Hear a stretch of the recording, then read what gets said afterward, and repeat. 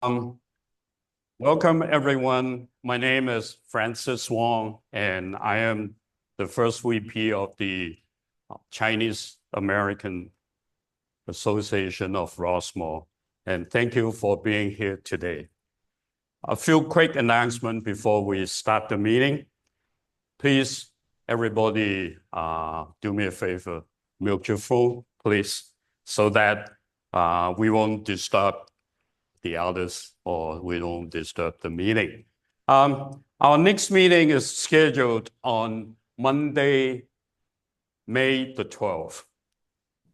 And at that meeting, we will have Ed Topron from Angel Island to present to us the history of the island and the very famous immigration station, which we all heard about. I'm sure some of you have been there. I have been there once, but many years ago. It's probably time for a revisit. So his presentation on Angel Island is very, very timely, as by then summer is drawing near.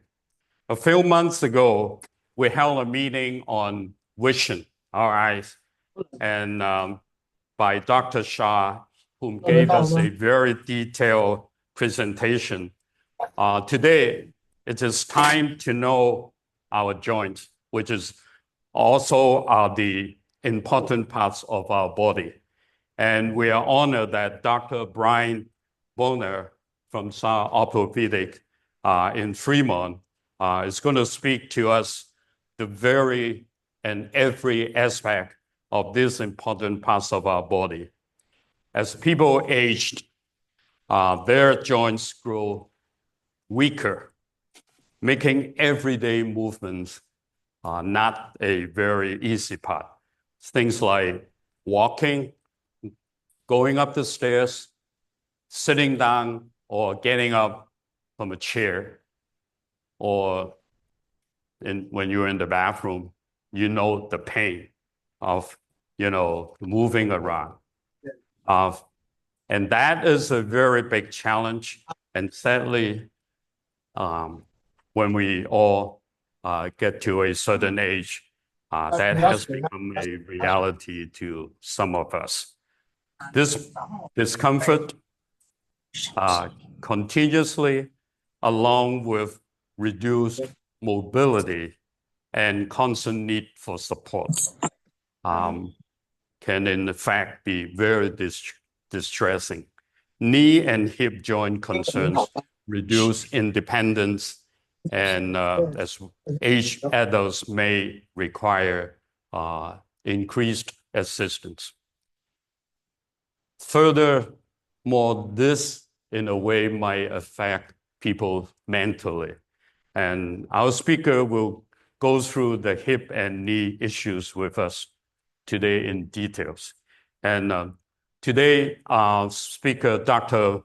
Bonner, is a Harvard-educated, board-certified orthopedic surgeon specializing in hip and knee replacement.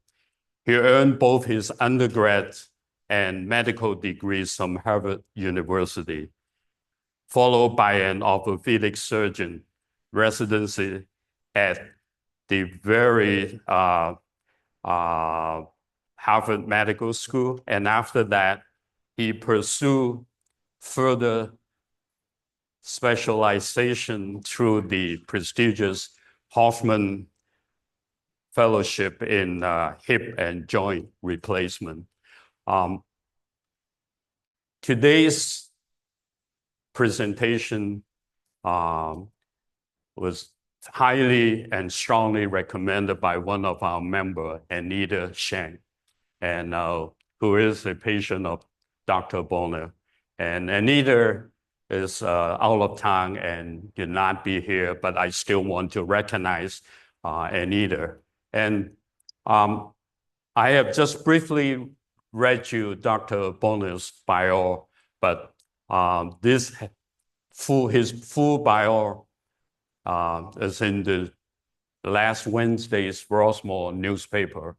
and also in some of the email that I sent to the members here. So I'm not going to go through it, and I understand Dr. Bonner will also present in his presentation. He will also include some of his biography. And Dr. Bonner is a native of Sacramento, is married, and he's currently living in Fremont. There will be a question and answer session after the meeting. So during the presentation, I would encourage everyone, hold your questions until we get to the question and answer session. And I understand some of you might not want to ask your questions publicly, and Dr. Bonner has graciously agreed to stay behind after the meeting so that anybody has some question they would like to ask privately, you can do so at that time. So with that, ladies and gentlemen, please welcome Dr. Bonner. Thank you. Can everybody hear me? Is this loud enough? Perfect. All right. Thank you so much for that kind introduction, and thank you for having me today. I really appreciate your time and attention. And today we're going to talk about modern solutions for joint pain. So as mentioned, I'm a hip and knee replacement specialist at Saul Orthopedic Associates in Fremont, California. And we already reviewed some of my bio, so I'll try not to bore you too much with it. But I was born and raised not too far away from here in Sacramento, California. And then I went back east for what I thought was going to be a short stay for just 4 years of undergrad and come back. But fortunately, I returned. I stayed out there for around 15 years doing my college, my medical school, and my orthopedic residency training all at Harvard. I started making my way back west and did a fellowship training specializing in hip and knee replacements, specifically in Utah. And now I started at Saul Orthopedic Associates in 2021. So some of the procedures that we specialize in include total knee replacement, partial knee replacements, total hip replacements, as well as revision or complex hip and knee replacement surgeries. Our specialty has a special focus or attention to multimodal pain management, which we'll talk about a little bit, minimally invasive techniques, which help with rapid recovery, outpatient joint replacements, and then specifically anterior hip replacements, as well as robotic-assisted total knee replacements. We're going to go over a lot of information in today's talk in a very short period of time. So this slide in particular has our website on it, the phone number for my office, as well as my direct email that goes straight to me into my phone. So this is a good resource for you to visit afterwards to read about some of these things in more detail. You can always shoot me an email anytime, and I'm happy to respond. That email will also be on my card, which is available on the table over to my right after the talk as well.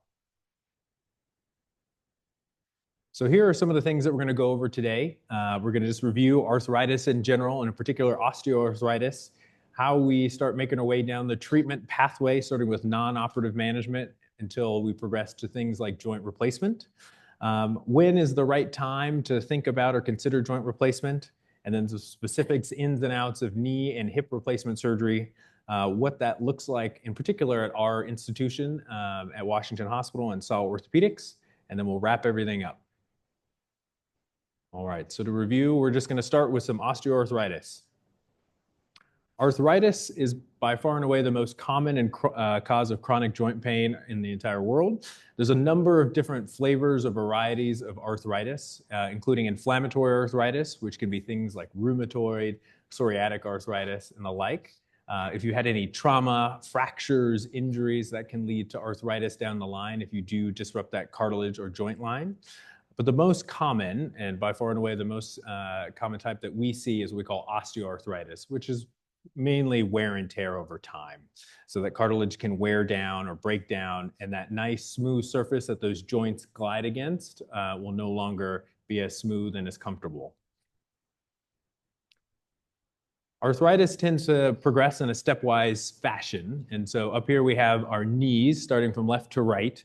So up here is our femur or thigh bone. Down here is our tibia or shin bone. The white represents our cartilage. So this is step one. So it looks pretty nice and smooth and clean. As time goes on, you might develop cracks or fissures in that cartilage, as well as breakdown of some of those meniscus or the padding in between the joint line. And then those cracks and fissures start to progress into different areas of the joint and get deeper until it's full thickness cartilage loss, bone on bone. So grade 4 is generally the most severe type of arthritis. And by the time folks are in our office, it's at this point. So as mentioned, there's a number of different causes of arthritis. By far and away, the most common is just age, wear and tear over time. Things like genetics, if your grandparents, mother, father, siblings had arthritis, there's a higher chance that you too may develop arthritis at some point down the line. For whatever reason, it tends to affect women more than men. And then any excess weight that we tend to be carrying around puts added stress on our joints. There's a multiplier effect. So with every pound extra that we are carrying around, it's around 5 to 7 pounds extra that our hip and knee joints experience.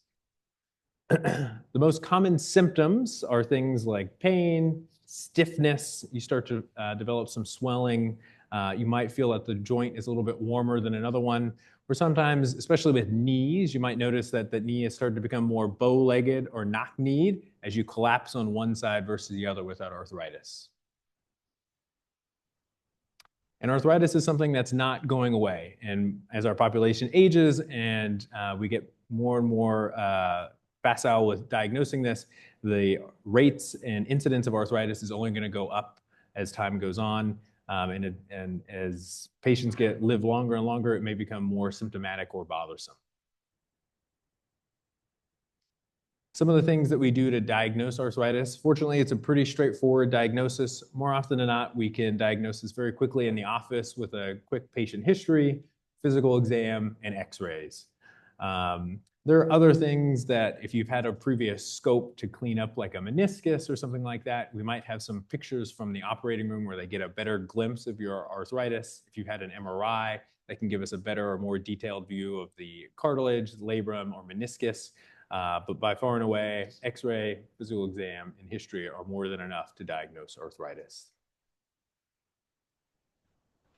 Some of the first line or first ways that we try to tackle arthritis is non-operatively. So we try to keep patients as active as we can for as long as we can. So that'd be things like staying active or mobile in the gym. We can do some targeted or formal physical therapy to keep you stronger and more mobile.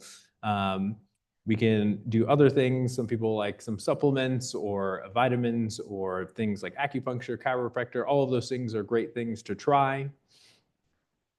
In addition, we can try things like over-the-counter medications, stuff like Tylenol, anti-inflammatories that include things like ibuprofen, Aleve, Motrin. When those become not enough to control or help folks continue the things that they want and need to do in life, then we can start talking about the next step up, the progression in our treatment pathway, which would be things like injections. The most common flavors of injections are cortisone, which is a local anti-inflammatory that we deliver into the hip or the knee that can help tamp down some of that inflammation, swelling, and help with pain overall. And then as we talked about, weight loss. So every extra pound that we're carrying is around a 5 to 7 times extra that our joints experience. So weight loss can certainly be an added benefit or help in managing this. So to review these knee injection options a little bit more in detail, like I said, there's 2 main flavors. I'm sure you'll hear about other ones, but the 2 most common are steroids and the hyaluronic acid or gel injections. So as mentioned, corticosteroids are useful for pain, swelling, inflammation. And it's nice because they're delivered locally into the joint rather than a systemic oral or tablet version. And so we try to do these, at most every 3 months in between injections. Some surgeons may max you out around 3 to 6. We don't like to do these, very frequently. And certainly if we're doing, 8, 10, we start to worry about at some point, there are studies that suggest that if you do a lot of cortisone, 8, 10 plus injections, that cartilage the breakdown can be actually accelerated over time. But usually if we've reached that point, we're already headed towards, we're thinking about a joint replacement surgery. The other flavor is something called a gel injection or hyaluronic acid. Some people refer to them as rooster comb, which is how I think they were originally developed. These are designed to be gel or lubricating options in between, those bones with the diminished cartilage. That smooth gliding surface has been worn away. So that gel is designed to supplement or fill in that space to allow the articulation to move more smoothly between. These are newer injections. They have, but they can certainly be a good option for folks who have done a lot of cortisone in the past, or cortisone is not working for them, or we just want to try something different. So those are the two main flavors. As mentioned, you may hear about other things such as PRP, which is called platelet-rich plasma, the stem cells, et cetera. Those may also work. Those just are newer. They have a little bit less data or science behind them sort of long term. So we're still trying to figure out how useful or beneficial they are. What I tell folks often is there's usually no harm in trying these. The biggest downside is that it's an out-of-pocket expense. So if they don't work, they can be quite pricey. These gel and cortisone injections tend to be covered by insurance without issue. So once we've exhausted those non-operative options, then we start talking about potential surgical options. So the non-operative options are meant to help with symptomatic management. So they're helping to control the pain, the swelling, the inflammation to allow you to continue the things that you want and need to do. But they're not going to change that picture of arthritis that we looked at earlier. So that damaged cartilage, meniscus, all of that is still there. We're just trying to manage those symptoms to keep you moving. And so the most definitive and best solution long-term would be something like a joint replacement. One thing that's sort of in between that we can talk about is an arthroscopy, which is also known as a scope. So arthroscopy is primarily used in knees. You can sometimes do it in hips as well, but by far and away, you'll see it primarily in knees. And knees consist of these small little incisions on the front of the knee. You can go on and clean up some of that frayed cartilage or the damaged meniscus that may give you some more miles on the tires, I like to say. This is for pretty rare circumstances. You have to have pretty mild arthritis or arthritic changes, and maybe it's primarily the meniscus that's causing you issues. And when the way to know that is if you start to have what we call mechanical symptoms. So instead of just pain, achy, throbbing, sort of stiffness, it's more like that knee is getting locked, stuck. It's not gliding smoothly because that meniscus is torn. As it's flapping around, it can get stuck in certain positions. So the best and most definitive way to resolve that is to go in and clean up that meniscus. It's almost like a hangnail is how I would describe it. If it's just sitting there, it's not causing you any issues. But if it gets in the wrong position with a twist or a movement, it's going to bite you. So you'll know. But again, this is pretty rare. And the reason is by design, you're cleaning up some of that damaged or frayed cartilage, that meniscus, and that space that exists between those two bones will get smaller by design because you're cleaning it up. So while you get some more miles, hopefully on those tires, in the end, it may sort of accelerate things sooner rather than later. Now we start to move into the category of joint replacements, which are the more definitive ways to manage arthritis. And the first step or first option is something called a partial joint replacement. These are great options, again, in the right patients. And again, you'll primarily see this in knee replacements. A half hip is not really, it's more for fractures or trauma where you don't resurface the socket, which we'll talk about. And those are really just kind of quick surgeries for folks who are maybe just getting around the house. But folks who are more active and mobile, we don't really talk about half hips or hemiarthroplasties. Partial joint replacements are primarily for knees. And so there are three compartments in the knee. So you'll see this side now has metal and plastic on it, but this is the lateral compartment, this is the medial compartment, and then the part in front, which is, you don't see the kneecap picture, but normally rides in this groove, that's the third compartment.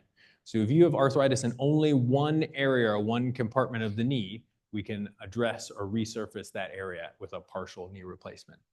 But it's important that the cartilage on this side of the knee and in the front of the knee are intact, and that meniscus on the other side is also not damaged. The reason that these partials tend to fail is not because the metal and plastic break down or they have any issues. It's primarily because you start to develop arthritis in these other parts of the knee. And so, like I said, it's in pretty select candidates, but these actually do quite well. But by far and away, the most common and best way to address arthritis in the hip and knees is what we call a total joint replacement. And so this is when arthritis involves at least 2 out of 3 compartments of the knee or most of the hip joint. And that's where we resurface and or replace the articulating surface of the joint. And so you replace that typically with metal and plastic.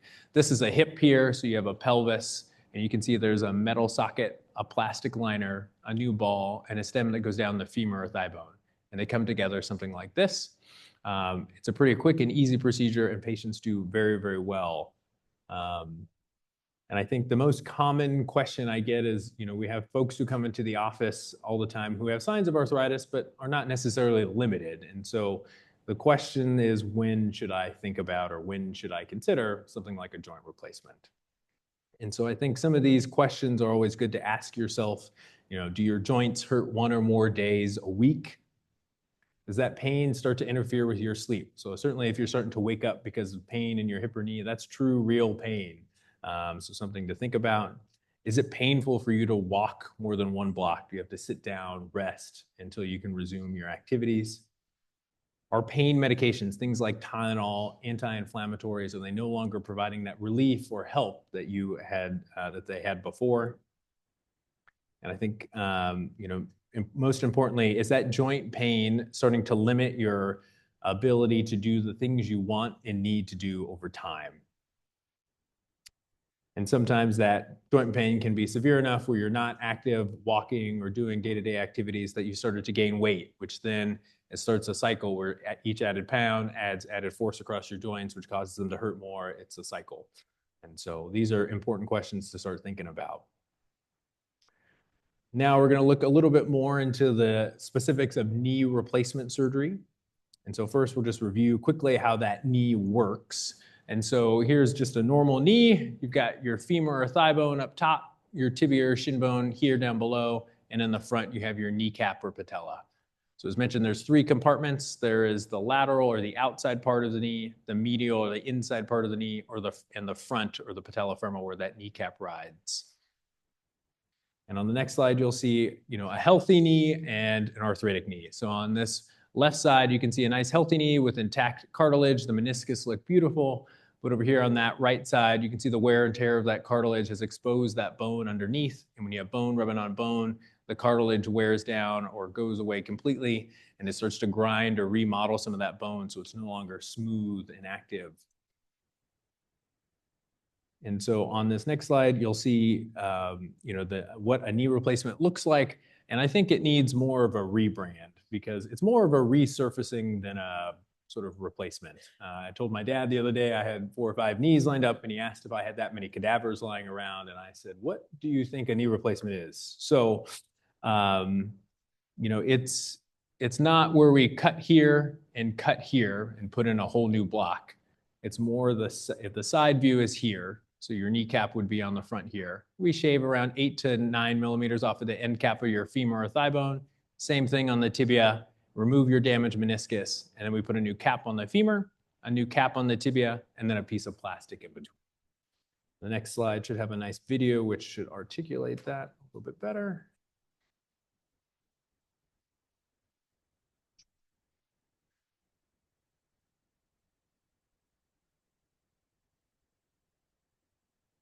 We can skip ahead. So this person has a painful knee. And again, you can see the kneecap there, the femur or thigh bone, tibia or shin bone here. And as you see, it's similar to a hinge joint. It's a little more complicated, but similar.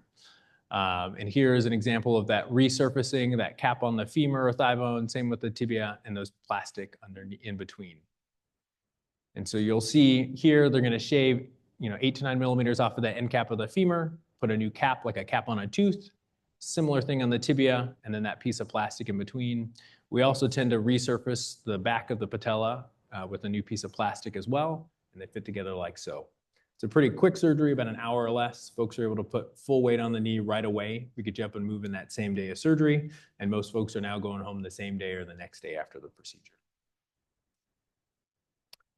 One thing in particular that I'm excited to have brought to IJR and Saul Orthopedic Associates is robotic-assisted surgery.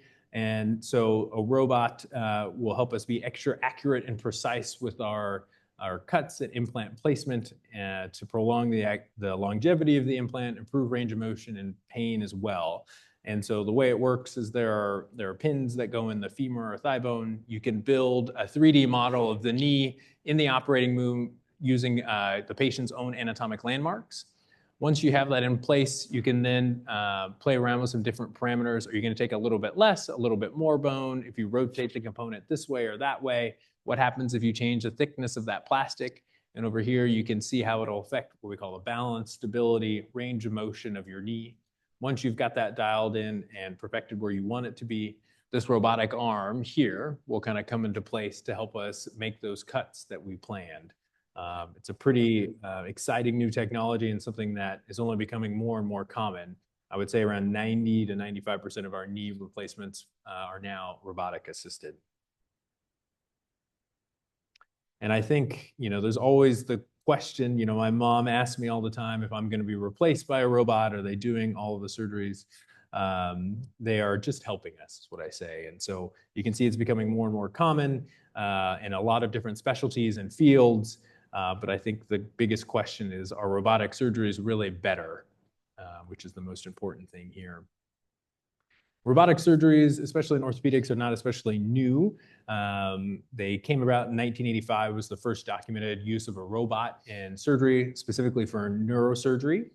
In 1990s, early 1992, there was a company called Robodoc, which was actually the first one that's used in orthopedic surgery.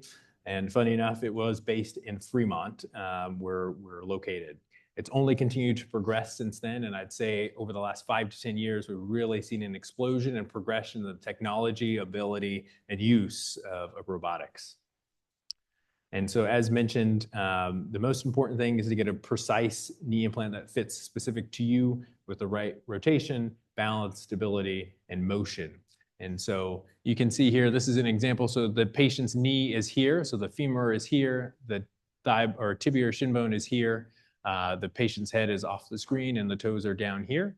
So there are trackers that go in the femur or the tibia or shin bone and the femur or thigh bone. And as mentioned, we make that 3D model here, and that robot comes in and helps us make those cuts. Don't be fooled. Some patients have asked me if I just set it and forget it, go get a cup of coffee, and the robot does the rest. Doesn't quite work that way.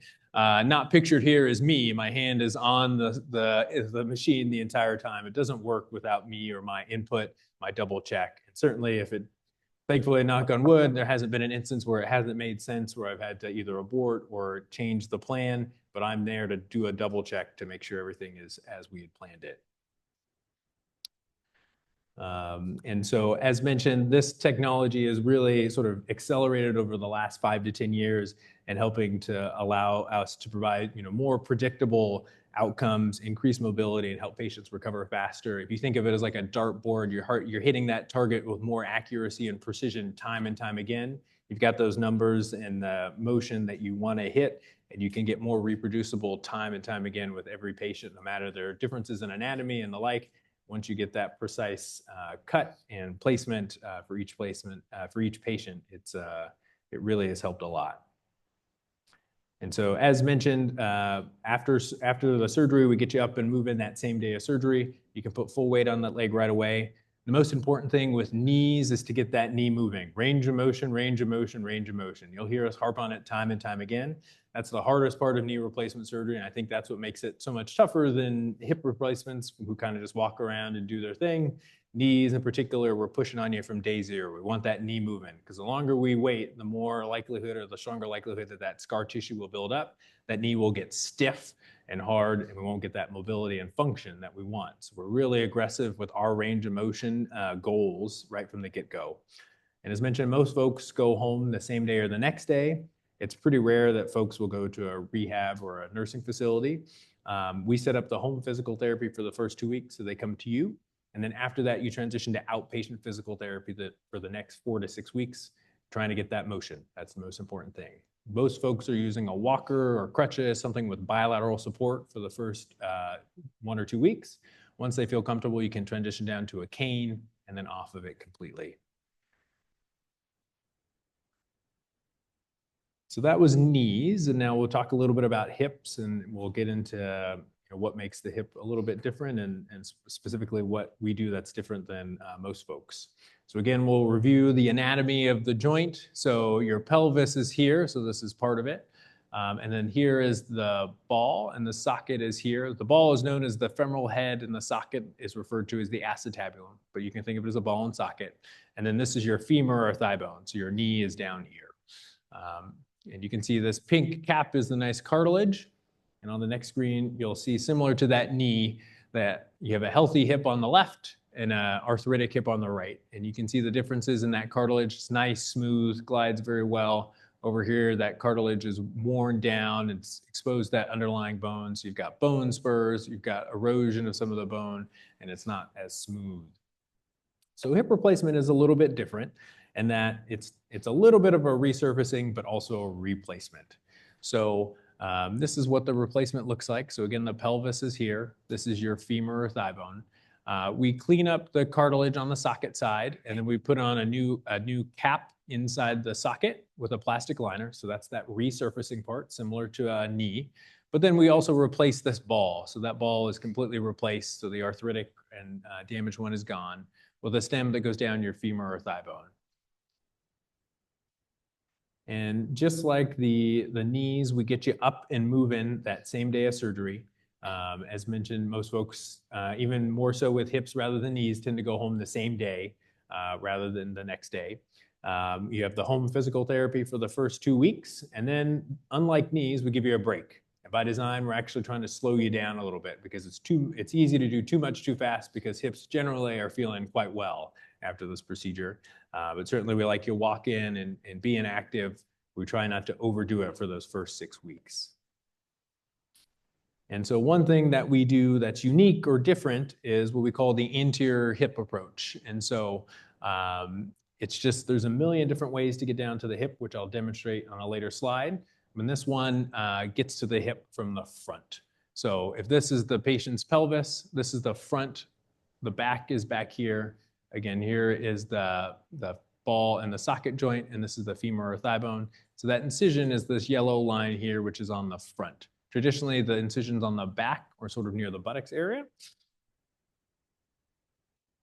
And so, as mentioned, that incision's on the front of the leg rather than on the back. So the nice part about that is it's a muscle sparing approach. So we don't have to take any muscles down off of the bone. There are two different muscles that run side by side. So we're able to exploit that plane and hold them out of the way as we get down to do our work.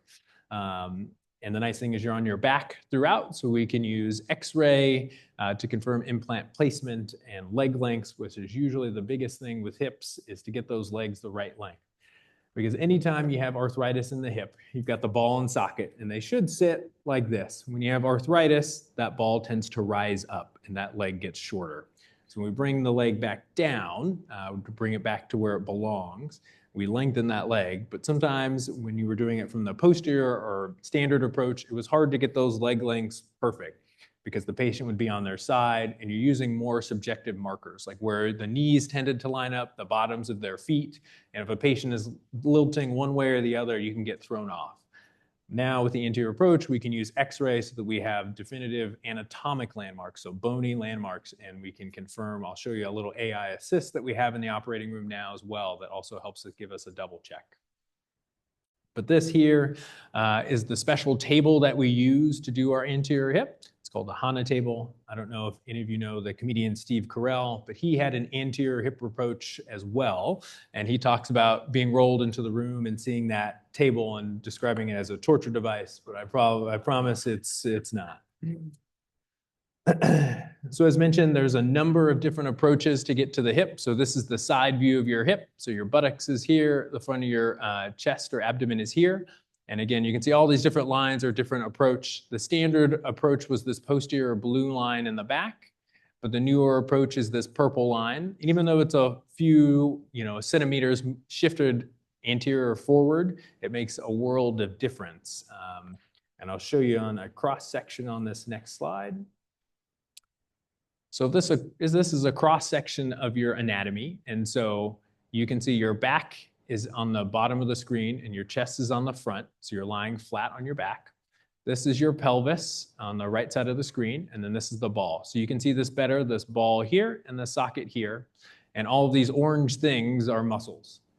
So this red line on this one is what we call the posterior approach. So this is how they would traditionally get down to the hip. So you have to go through your gluteus or your buttocks muscle, and then also take off what we call your external rotators, which are these deep muscles, to get down to the hip joint to do your work. You do repair all these things, but because of that, it can be a little bit longer to recover. So you have more restrictions in the beginning, like you can't cross your legs, you can't flex your hip up too much, you can't bend over more than 90 degrees, sit in a deep seat, because you're worried about the stability of this hip and the healing of these muscles. The anterior approach on the screen is this purple line. And so you can see there are these two muscles up on the top, and there's this purple line that goes straight down through them all. So we don't have to cut any muscle, we just use that interval that exists between the two of them. So we end up just holding these muscles out of the way, and we can do all of the work that we need. This is not a particularly new approach. This was actually first described in 1947 by a physician named Robert Judet in France. It was performed on this table that was very hard to get in the US, and a lot of surgeons had difficulty with the approach, and so it kind of fell out of favor because of the difficulty of the technique. But in the early 2000s, a surgeon named Joel Mata, who's this gentleman down here, revived that table and fine-tuned and improved on that table and started teaching the approach, and it's only exploded since then. And now the majority of hips that are being performed worldwide are still posterior, but there's been a gaining traction or increased popularity of what we call the anterior or front approach to the hip. And as mentioned, the reason we like it is because it's muscle sparing. We can really get that hip center right where we want it. And because of the X-ray that confirms our implant placement, our leg lengths, and the overall center of rotation. Because it's muscle sparing, patients tend to have less pain. They tend to recover faster, so they ditch their walkers, their canes, their assistive aids at a quicker rate. And there's a decreased risk of dislocation. So you remember all those restrictions I told you with the traditional approach. You couldn't cross your legs, you couldn't bend over, you couldn't sit on a low seat. You can do all those things right away with the anterior hip. We're not worried, and I'll again knock on wood, I haven't had one dislocate from the front since I've been doing this. And so these are just a rehash of the things that we talked about. You know, we can use X-ray to confirm that placement, decrease pain, faster mobility. So I won't belabor these two slides because I think they say the same thing. But here are some pictures from us in the operating room. So here is an X-ray. So your pelvis is here. You can see the ball and the socket are on both sides. And then here's what we call a template or plan. So when you come in the office and we get X-rays as part of our pre-op visit, part of it is to help us template our plan for the surgery, so we can do some overlays of what we anticipate the sizes and placement will be. And then here's us in the operating room, so you can see the patient is flat on their back. You can see the table peeking out underneath. This X-ray machine kind of comes in and out to help us confirm when we're putting in the implant, it is where we think it is. So that angle, what we call the anteversion, which way it's facing, is all where we think it is. And one of the cool things that we've added to our repertoire is something called OrthoGrid, which is basically an additional X-ray tool. So you can see here's the ball and the socket here, and the pelvis is here. This will help sort of, we can compare it to the other side to make sure that our offset, our length, all this sort of stuff is right where we think it is. It auto detects these anatomic markers to give us a very quick and ready measurement to give us a double check. Still requires us to confirm it is indeed real, but it has only gotten better and better. So it's a nice tool for us to have in the operating room. So you can see the progression, you know, over here, you can see the cup being put in, and then here's the stem. You can try a couple of different, what we call head trials, to make sure that we're getting our offset and our length where we want it to be. You can see this one started a little short. So by adjusting some things, whoops, we can, all right. We can get it closer to where we want with The markers, looking at what we call the trochanters in the bottom of your pelvis to make sure that line is equal on both sides based on these anatomic landmarks on the pelvis and on the femurs or thigh bones. So this technology has really been a game changer, helping to allow for superior outcomes and a faster recovery. It's only continuing to evolve and improve. And then specifically, what is it like to get a joint replacement at our Institute for Joint Replacement at Washington Hospital?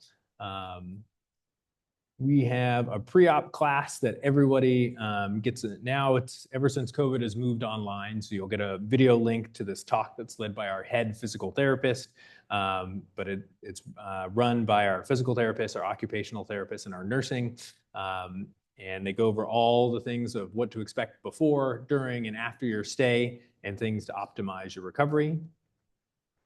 Everybody gets a binder in the mail before their surgery of either a hip or knee that explains in detail exercises to do before, after, what to expect, after and before your surgery and that day of. And then the personnel that you get at the Joint Replacement Institute we're all fellowship trained. So that's my partner, Alex Saw, and me. Are both very specifically and highly trained in what we do. We only do hip and knee replacements. Our colleagues joke that we do 4 surgeries: left hip, left knee, right knee. We get very good at those 4 surgeries. Our anesthesiologists are dedicated just for us and our OR joint team. So we work with the same folks over and over again. We have dedicated OR techs and nurses, again, to kind of help streamline everything. We work with the same nurses only in our specialized unit, so everybody gets a single room. It's on the Institute for Joint Replacement floor, and only hip and knee replacements are in that wing of the hospital. And again, more dedicated staff for PT, occupational therapist, all for us. This is really all that we do. So here are some glimpses of what our offices look like. These are the single rooms in the nursing station. Fremont is this tiny little place in the Bay Area, but our catchment area is quite large. So patients come from all over Northern California because we're very good at what we do. We're consistently ranked in the top, 1% in California and 5% in the nation. We have 5 stars for hip replacement, 5 stars for knee replacement ever since, way before I joined the hospital and the group, and I'm glad to have helped continue that tradition. Looking at consumer reports, and they can compare us to some of our colleagues across the Bay. This red dot tends to be better, and you can see comparatively we are quite good. We're very highly rated for knee surgery, as well as hip surgery in particular. I think I need to update this slide because some newer rankings have come out. We've gotten even higher ones. And then, outpatient joint replacement is really something that we help specialize in as well. Ever since COVID, there's been a big trend toward a decreased length of stay, and more folks have wanted to go home the same day or the next day. And now around 95 to 98% of our surgeries are outpatient surgeries, whether it's a hip or a knee. Our revisions tend to maybe stay another day, but it's been a real game changer since COVID. So, outpatient surgery tends to be less stressful, and recovering at home is a more comfortable environment. You have more control of your medications, and you tend to get a better night's sleep without us waking you up every couple of hours for vitals and checks. And as mentioned, this is a trend to look at, hip and knee replacements over the same day. And even way back in 2015, you could see that big trend. These are hip replacements and these are knees. That's only continued to go upward. This is before the pandemic, so that has only continued to rise. And I think patients ask all the time, is there an added risk of complications? So that would be things like blood clots, pneumonia, sepsis, wound issues, infection, all of these sort of things. And you can look at same day versus non-same day, and there's no real difference at all between the two, and it's a perfectly safe procedure. The complications are about the same. And then all of this, of course, is a team effort. We wouldn't send you home unless you're safe. That's the most important thing. You got to be mobilizing well, your pain's under control, and we got to make sure that you have somebody around or available to help you out or check on you afterwards. And so this is a team effort and something that, is not something we go about lightly. And that includes us, selecting the right patients, us doing the right anesthesia. So more often than not, it's a spinal anesthetic. So you're numb from the waist down, which means less anesthesia for you, no tube down your throat. We tend to do blocks when we can and local medication inside the incision. And then things like our surgical technique, such as the anterior hip, which causes less pain, our minimally invasive knee with a smaller incision, help to minimize pain, get us in and out of the OR quickly, and then the support system that you have at home or your coaches. And I'm running a little long, so I'll skip through some of this. One thing that we also tend to really optimize is a multimodal pain control. So hitting pain at many different pathways along the way. So that includes things like oral medication. So that would be things like opioids or narcotics. Tylenol, hit it at the upper brain level. You do local anesthetics. That would be like the spinal anesthetic during the time of the procedure. Down at the local level, we do blocks for our knees, and then we put in some local medication around our hip replacement patients, and then things like anti-inflammatories and the like that are going in as well. So all of that, we try to hit it along many different pathways or levels of the pain pathway to help minimize pain. And so I realize I threw a lot of information at you guys in a short period of time, but these are just some quick summary of points. Arthritis, as mentioned, is the most common cause of joint pain chronically that we tend to see worldwide. While non-operative treatment, we always try to prioritize or start with, joint replacement still remains the most definitive and excellent treatment for hip and knee arthritis.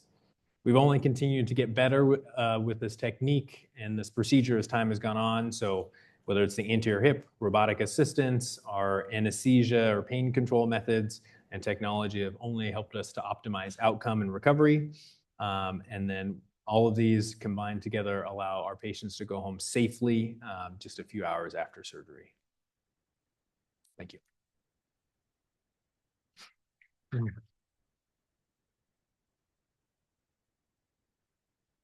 For question and answer. Any questions? See, there's one at the back there.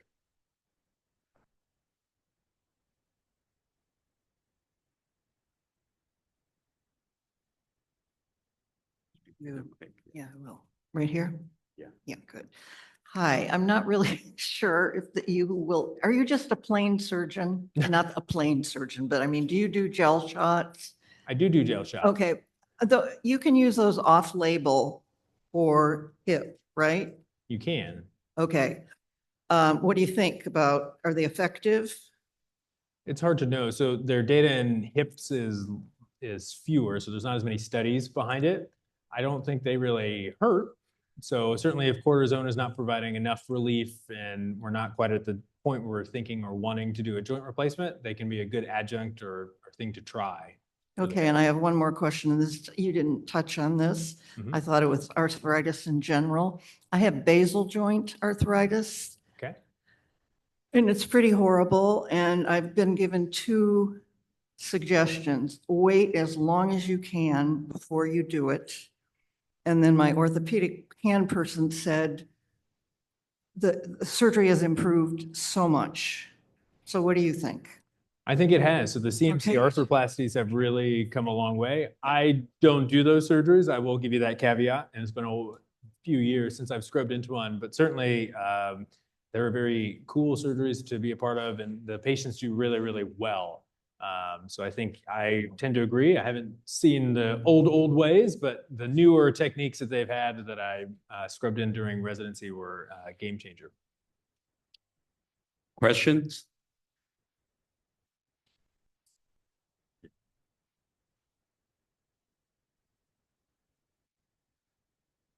I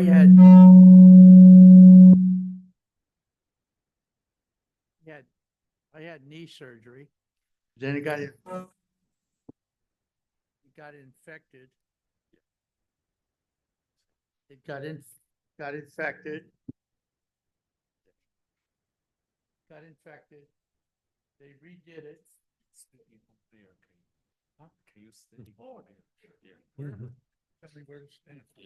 So you had knee surgery, got infected. They had to redo it. Yes, and when Yep. they do that, they put a pin back up to the upper part of your leg too. Correct. And they join it at the joint. And my leg still hurts. Yeah. Well, without noting the specifics of your case, I'd be happy to take a look. But certainly anytime you have an infection, something we're very, very paranoid about, and we try to do everything we can to minimize that risk because, the challenges of infection are multi. And so, one, we have to clear the infection. Two, we have to put in a nice stable implant afterwards. And there's never a guarantee it's as good as the first go around, and certainly never as good as the original. So, yeah, it's hard to know, but it's like I said, I'm happy to take a look. But yeah, certainly infection is something we try to avoid at all costs. But even after redoing it, clearing that infection, it still may not be as good. This one. Excellent presentation. Thank you. You mentioned briefly about the stem cell treatment. I know research is being done a lot, but how far are we? And then you mentioned it was very expensive. I mean, how effective is it right now? Yeah, it's hard to know, for better or for worse, I tend to see the folks who've had them and it doesn't work. So I'm certainly biased. I don't necessarily see those who it does work very well for, because they don't need to see me. But it doesn't seem like we're quite there. And certainly the promises of the stem cells to regrow cartilage we're not there. Certainly even in pediatrics where kids would have a large cartilage defect, they would harvest, those young, fresh stem cells, they'd grow it in a lab, they'd re-implant it, still wasn't great. And they could even do these procedures called OATS, where if you have like a small defect, they can try to harvest that cartilage from other parts to then put a new plug in there. Still kind of hit or miss. So we're not quite there. Yeah, it's at least from the things that I've seen, it hasn't been that beneficial. Again, I don't think it hurts, and certainly if it helps, that's great. But yeah, from what I've seen, not too promising at the moment. It's a question here. Did you say that the arthritic leg becomes shorter? The arthritic leg tends to become shorter, certainly in hips, less so in knees. Yeah. In knees, it can feel that way because folks can bow out. And if you're not straight, that leg can seem shorter or knock-kneed one way or the other. Yeah, I'm talking about the hip because I feel that my left leg is shorter. Yep. Yeah, certainly with the hip. That's definitely the biggest thing that you can affect leg length through is the hip. And What so, happens exactly? The ball moves up, you said. exactly. So you have the ball and socket, which should sit like this. But when that space decreases, you get bone-on-bone arthritis, the ball rises. Okay. Because you don't have that nice cartilage cap in between the two. And so then that leg seems shorter. Thank you. Any more questions? Okay. Here and then. For the hip knee replacement, you mentioned about putting the parts implanted into the joint. How do you keep the joint, the parts stable, especially with the knee? Good question. So knees traditionally and still, the gold standard is cement in the implants. The plastic will click in or lock into the tray, but the metal implants are still traditionally cemented in. Younger patients or patients who have stronger bone, there are implants that the bone can grow into that. We call a press fit knee. Those traditionally have been around for a while, but they initially were not used because one, they were very, very expensive. Two is that you had to be extra accurate and precise with your cuts to make sure it was a perfect fit, because if it's wiggling around, that bone's not going to grow into it. That's where the robot has really changed things. So the robot has made us very accurate and precise with our cuts, so that fit is pretty darn perfect. And then two, the cost of those implants has gone down. So you're seeing them a lot more. Still, the gold standard is still the cement in, but you are seeing that. The hip in general has been press fit for a long, long time. So you can wedge it in really, really tight and the bone will grow into that implant. And over here, I have some examples of a hip implant that we can take a look at afterwards. You can feel that roughened surface that bone will grow into. So hips have been that way for really been a shift for a long time. But folks who've had osteoporosis, a fracture, or worried about their bone integrity in the hip, we can also cement in that to sort of augment or support that bone if we need to. Okay, one more question. Yes. What are the chances of getting the arthritis again after the replacement? Like Zero, you remove the arthritis entirely. I'm sorry? With a joint replacement, you remove the arthritis entirely, unless you're doing a partial. So you're just doing that one part of like the knee. Uh, Otherwise, a total joint replacement, you remove the arthritis completely. So it's zero. So there's zero chance of getting the arthritis between the implanted parts and your own tissue. There won't Correct. be. Yeah, because you remove the cartilage entirely. Definition of arthritis is the loss of cartilage. So I think here, and then I'll come back to you. Okay. Okay, great. Could you talk about the objective criteria of insurance companies for the total knee replacement? for insurances, Their criteria, if it's possible, not. yeah, they can vary, of course. Medicare is generally the most generous and easiest. You've had documented joint pain, loss of joint space, you've trialed things like anti-inflammatories or Tylenol, but some insurances, I think Aetna is probably the biggest one, will make sure now requires that you do at least 6 weeks of formal physical therapy before they consider or approve you for a joint replacement. And then some require that you've trialed injections, but more often than not, Medicare doesn't have those same requirements. As long as you have a documented case from me or anyone that you have arthritis, it's not an issue. One more question here.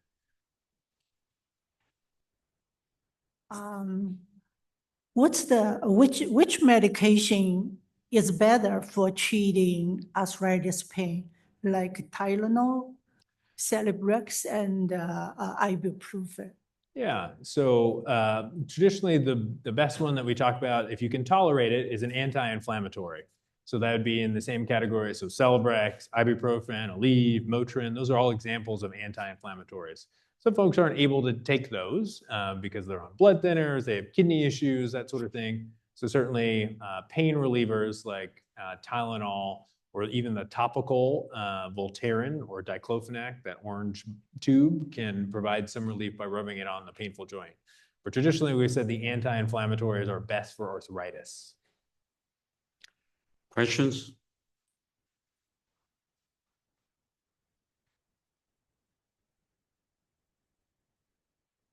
You have not talked about it, but what are your thoughts on the kinematic procedure? The kinematic. Yes. Yeah. So the kinematic procedure is planning. It's a CT scan that helps plan or template your joints. I don't use it as much because I grew up a lot in the digital planning era, and I feel very comfortable not requiring it. Certainly with the robotic knees that we're doing, they already get a CT scan and they build that 3D model and template and plan it. So I don't need the kinematics for my knees, especially if they're robotic. And then hips, because we're doing it anterior and I can use the X-ray and then the AI assist in the operating room, I feel like the need is less for me. So I don't really need it. Questions? Gotcha.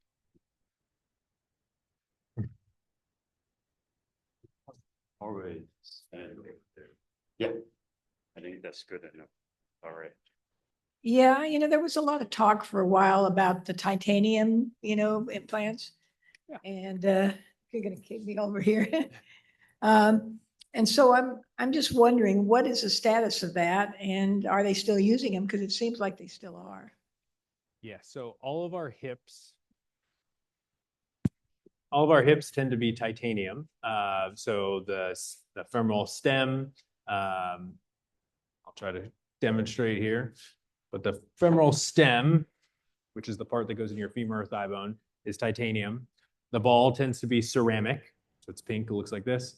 This cup tends to be titanium, and then you have a plastic shell. The knee is a little bit different in that you have the resurfacing top tends to be cobalt chrome, and the bottom is titanium, and there's a piece of plastic in between.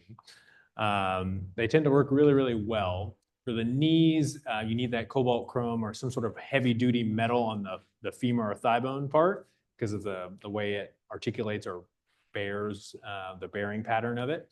So, so that's why we use that in the knee rather than the titanium because it's a softer metal. But they work really well. I think the issue was the metal on metal. So that was probably the biggest thing. So the way that worked was primarily in hips. And so instead of this plastic liner inside, you had a metal liner and you had a metal head.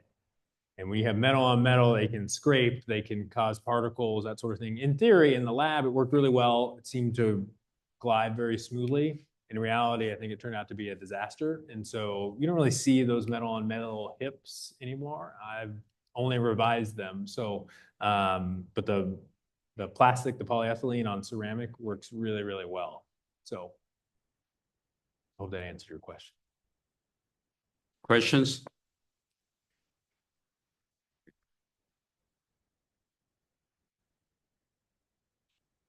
Hi, doctor. I just had a hip replacement, total replacement about 3 months ago. No pain from the beginning until now, or even now. But the problem is that when I get up, I would have to like shake, walk a few steps, and then I can walk normally. Is that normal? Would that go away? It will go away. So everyone talks, you know, I've had patients who refer to it as oiling up the Tin Man. They kind of feel stiff when they first kind of move. They got to get things moving before they take their first steps, so they get moving. That will get better over time. But certainly in the beginning, for the first 3 to 6 months, you might notice that you're a little stiff until you get going, and then you're good to go. That will get better. Questions?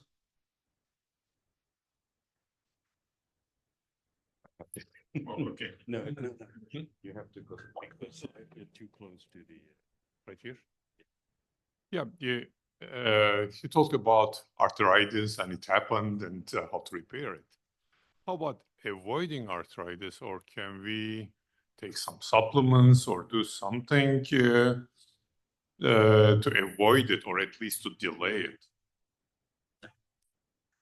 Yeah, good question. Something that, you know, I get frequently. Is there a way to avoid or slow down or delay the progression of arthritis?